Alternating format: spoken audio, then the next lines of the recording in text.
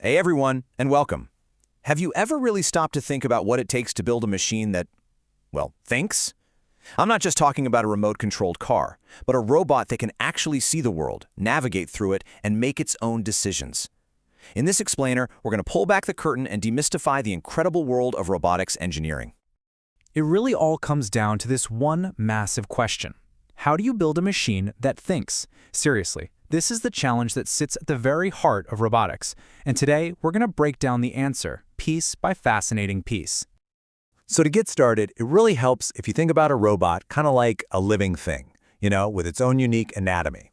We're going to do a little dissection here to understand how all these different parts have to work together in perfect harmony.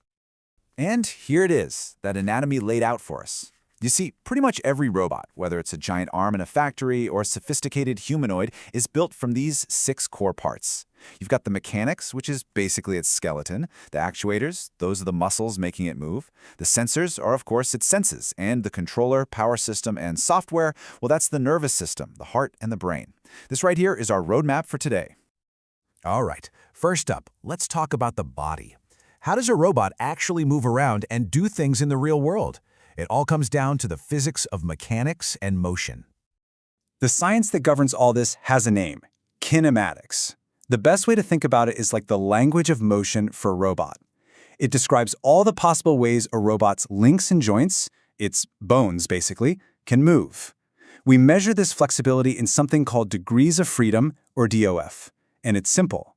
The more DOF a robot has, the more complex and fluid its movements can be.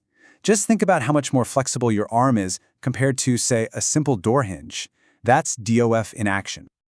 And kinematics really has 2 sides to it. On one hand, you've got forward kinematics. This is actually the easy part. It's basically asking, if I set all my joint angles to these specific values, where does my hand end up? But the real magic, the thing that makes a robot truly useful, is inverse kinematics. This is the opposite problem. You tell the robot, I need your hand to be right here in space, and ask to do the complex math to figure out the exact angle for every single joint to make that happen. It's a huge deal. So, kinematics defines how the robot can move, but what gives it the power to actually do it? Well, that's where actuators come in. These are literally the muscles of the robot. They're the parts that take electrical energy from the power system and turn it into physical motion. Without actuators, that whole skeleton is just a lifeless metal frame. And just like in our bodies, not all robotic muscles are the same. 2 of the most common types you'll see are DC motors and servo motors. A DC motor is perfect for things that need to just keep on spinning, right? Think of the wheels on a delivery robot. But a servo motor, that's all about precision. It can move to a very specific angle, say exactly 90 degrees, and just hold that position. That's what you need for a robotic arm that has to gently pick something up. Okay, so our robot has a body and it can move. Awesome. But how does it know what's going on around it? It can't just move around blindly. For that, it needs senses. And this brings us to the really crucial topic of perception. And let me tell you, a robot's sensory toolkit is way more advanced than our own 5 senses. I mean, sure, they use cameras for vision, but they also use LiDAR to paint a 3D map of the world with lasers. They have an IMU, which is like our inner ear for balance, letting it know its own orientation. They can even have force torque sensors that let them literally feel how hard they're pushing on something. It's an incredible array of tools. This is why picking the right sensor for the job is so important. Let's take self-driving cars for an example. They use both LiDAR and radar. Now, LiDAR gives you these beautiful, super detailed 3D maps. It's amazing for precision.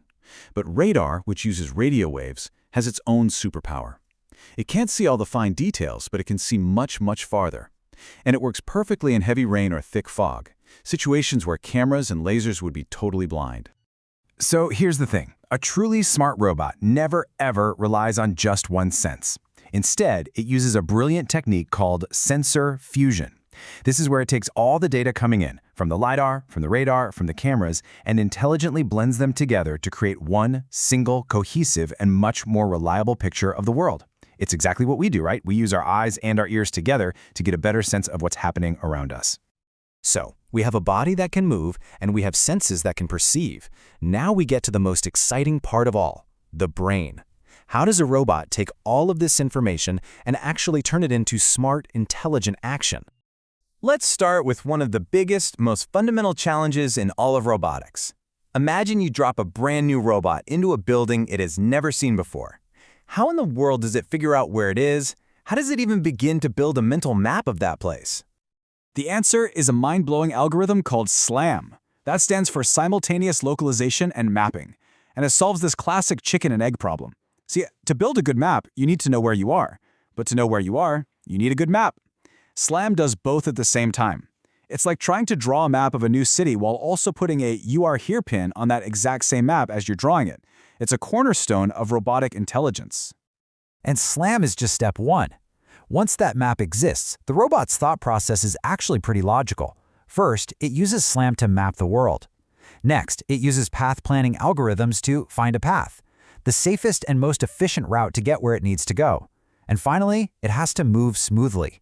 And this is where control systems come in, making thousands of tiny adjustments to the motors every second to follow that path perfectly. That ability to stay on track is all about one thing: feedback. You see, an open-loop system is basically just a guess. It's like closing your eyes, throwing a ball, and just hoping it hits the target. But a closed-loop system is smart. It's constantly using its sensors as feedback to check its progress and make corrections on the fly. It's not just throwing the ball. It's actively steering a car, constantly nudging the wheel to stay dead center in the lane. And every modern robot worth its salt uses closed-loop control. So, we've talked about the robot's body, its senses, and its brain. But how does an actual engineer bring all these incredibly complex pieces together and make them work? Well, the answer lies in a really powerful set of software tools. This right here is the modern robotics engineer's toolkit. At the very center of it all is ROS, the Robot Operating System.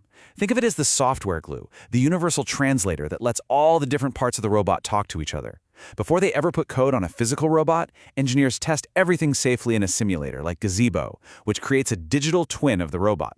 And for really complex robot arms, they use a tool like Move It to handle all that tricky motion planning we talked about earlier. And this quote, this says it all, doesn't it? It's from a sample answer for a robotics engineer job interview. Just look at those keywords: kinematics, SLAM, control systems, sensors, motion planning, simulation. Every single concept that we've just walked through is an absolutely essential skill for anyone who wants to build the thinking machines of the future. It all comes together right here. Which really leaves us with one final and much bigger question. We've just broken down the engineering. We know now that we can build machines that perceive, act, and even learn. So the question isn't really how anymore, it's what for? As we build these incredible thinking machines, what is the most important thing we should be teaching them next? And that's where we'll leave it for this explainer. Thanks for diving in with me.